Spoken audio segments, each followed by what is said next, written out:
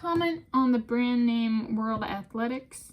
So World Athletics is not the first organization. It's an international sporting organization that kind of governs the sports of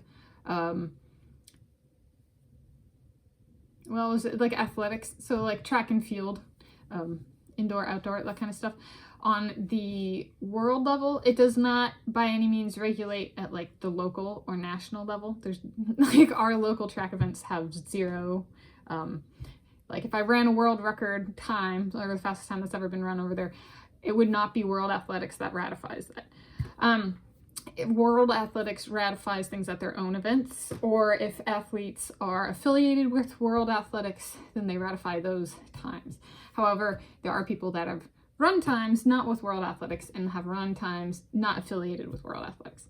So not all world records are World Athletics, even though it's like self-describes it itself as representative of the world, which is very much not true per the ancestral composition of runners in finals, right? When 100% 8 out of 8 runners are of African descent, there's 0% diversity and clearly not representative of a planet where the largest demographic is Asian.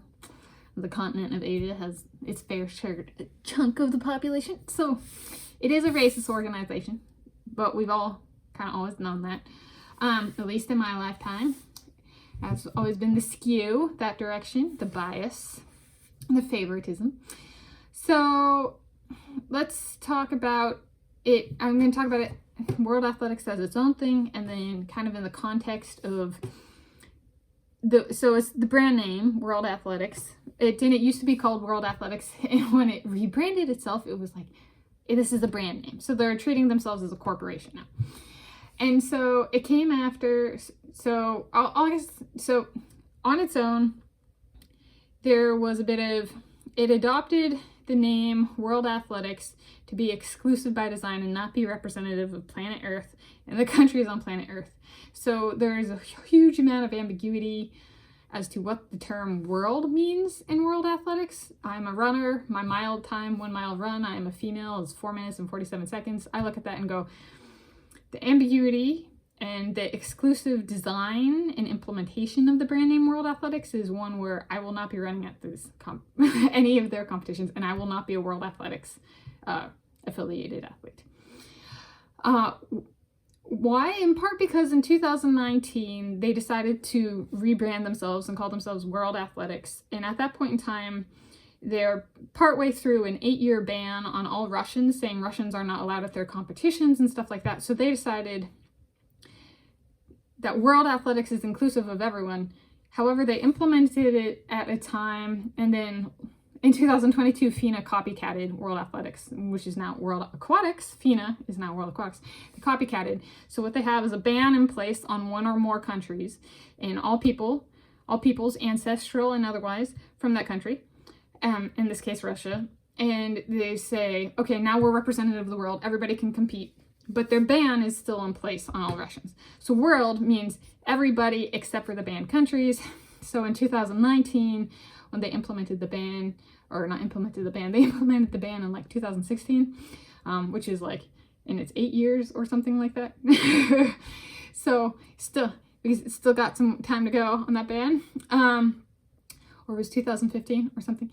Point being, it's not representative of the world, and they implemented the name World Aquatics at the time of them banning. Isn't Russia the largest landmass country on planet Earth? So they banned the largest country per landmass on planet Earth, and then they said, now it's World Athletics. So it means it is not representative of planet Earth because they have decided to exclude the largest landmass country on the planet. So there you go. I mean, just look at the finals of their events to know, like just look at the sprint events and the demographics there and the ancestral roots of those to know it's a corrupt organization, rigged system to begin with. And I think that just kind of, it was a perfect escalation to know, like, that organization is not a fit for me. Kind of like, well, then some people go, how about the International Olympic Committee? What about Olympic Games? they're no better. There are many, many, many people affiliated with the International Olympic Committee who have compared the Russia-Ukrainian war that started in 2014 to a World War III. How do we know it's not? Because per the International Olympic Committee's own constitution, if there's a world war, no Olympic Games are held. And the International Olympic Committee held the 2022 Winter Olympic Games with the 2022 Russian invasion of Ukraine. So not only have they been holding Summer Olympic, they held the, what would that be? 2014 Winter Olympic Games, 2016 Summer Olympic Games, 2018 Winter Olympic Games, 2020 Summer Olympic Games, 2022 Winter Olympic Games, all during the Russian-Ukrainian conflict. So clearly it's not a world war, because per the Olympic Games' own constitution, there would not be Olympic Games. Olympic Games would not be held, just like in World War I and World War II. World War is synonymous with no Olympic Games being held, period, and no makeup Olympic Games. So it's the true frequency of the Olympic Games, Summer Olympic Games, is like every 5.2 years on average, because there are 8-year gaps between Summer Olympic Games, sometimes 12-year gaps. Maybe there will be a 30-year gap down the road. And that kind of thing if it starts deciding to be a neutral organization. Currently, it just bans Russians and Belarusians. So highly political, no dedication to world peace or anything like that, because a dedication to world peace would require not taking sides in a bloody conflict and being like, yeah, they support Ukraine, Ukrainians go kill Russians, right? Which is what they're supporting. So they are highly non-neutral, highly political, and highly violent. So that one's also out. As a runner, I would choose something like things that have a good reputation, so like regional championships in Italy or national championships in Russia. In the running community, so from the athlete perspective, those are reliable competitions, though World Athletics has a notoriously corrupt and unreliable database of times. So it's just not representative of the world, and they introduced ambiguity in what the term world even means by banning countries and then being like, now everybody can compete. Oh wait, we're still banning the Russians. So not world, not global, not inclusive of everybody on planet Earth at the outset. Now, putting it in context, this was something we saw coming when, so I attended University of Hawaii at Manoa, summer of 2012 through the summer of 2015. And in 2015, what is now known as the World Surf League rebranded itself as the World Surf League.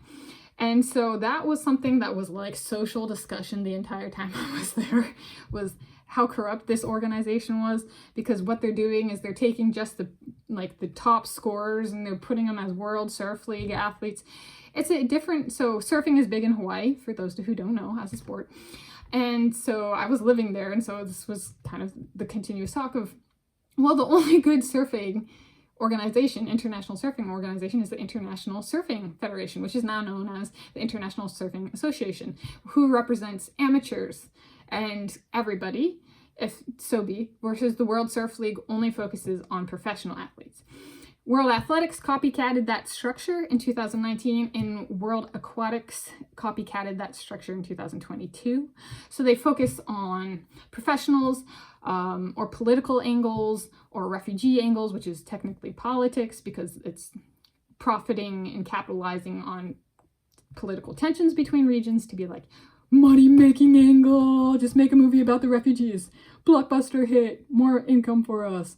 And so that's what they do. They rebrand themselves, choose the name rebranding because they want to make profit off of refugees, off of the professionals. And so then you can just follow the news that come out of these organizations, and they focus on the professionals, not on everybody. And so in that sense, it's nothing new. It's part of the fad. I mean, everybody in Hawaii, we were like, how long does it take 3 organizations of 3 of the quote unquote big sports to adopt the word world in their titles? And by the end of 2022, there's at least 3: World Surf League, World Surfing League, whatever one wants to call it, World Athletics, and World Aquatics. So it's kind of like we accurately predicted the trend, and it's a fad, and some of these organizations have changed their names multiple times, so it's clearly not the end state. They're just trying to be trendy. And then, you know, down the world, they'll be like, you know what, instead of world domination, we want global domination. So then it'll be Global Surf League and stuff like that. That's kind of built into the name changes, the next name change as well. It's a midway point, not an end point, is what I'm trying to say, based on my lived experience, and especially the people who work for these organizations. So in that sense, it's nothing new. It's something we saw coming back in 2012 in Hawaii, was we're like, well, if they want to paint themselves as the cool kids, that would be track and field, swimming, and surfing. And it didn't go in that order. It went surfing, track and field, and swimming. But we predicted the sports. We predicted the names. Like 2012, write it down. What are they going to call themselves? World Aquatics. Why? Because they want to say surfing isn't a real aquatic sport. And sure enough, they did. And World Athletics, because they want to keep that athletics is really track and field and really the Olympic Games ancient, and it really refers to this one, really it refers to everything now. So there was the very predictable, so as much of, and interestingly, so in that context, World Athletics was not the first. However, World Aquatics actually copycatted the structure of World Athletics of having a ban in place against Russia. They escalated it. They banned Russians and Belarusians, rolled out World Aquatics, and was like, screw the Russians and Belarusians, they're not welcome here. So world in our case doesn't mean, it means neglecting and mistreating all of the people and people of descent from two countries, Russia and Belarus. That's what World Aquatics did, was they were like, screw all of them. We're rolling it out in 2022 because 2022, when they rolled it out, Russians and Belarusians were banned from World Aquatics competitions. So by definition, and at time of implementation, world was not by any means synonymous with world. It was highly political and not representative of planet Earth's inhabitants whatsoever. And especially in swimming, where Russia is at the top of the medal table, or in the top 3 or 4 usually, countries at the top of the medal table. So they were like, this is the best time to take a political stance and ban them for eternity, annihilate them, nuke them all. That is this firm standing of World Athletics and World Aquatics, is they would just rather see all Russians killed bloodily by the Ukrainians. And they vocalized that in 2022 by banning all Russians, which World Athletics had actually already done back in 2015, 2016. So, yeah, dirty organizations will remain dirty organizations, but it is fun that they become so dirty and so rigged that we can predict them down to the name they choose to adopt, the brand name, and the date they roll it out, and the communication channels on which they roll it out, and what communication channels or publications cover the rolling out, and the names of those articles. It becomes so predictable that it's like, I don't even have to sit and read the news. I can work on something else because it's so, so predictable. So that's the good side of that is, yeah, it's not, it's bad, but you know, it's predictably bad. So at that point in time, it's kind of like, World Athletics is just not for me. Mutually exclusive. Tanis, Coralee, Leonhardi, and World Athletics, mutually exclusive, like oil and water, do not mix, and will not. And yeah, that's my commentary on it. Is,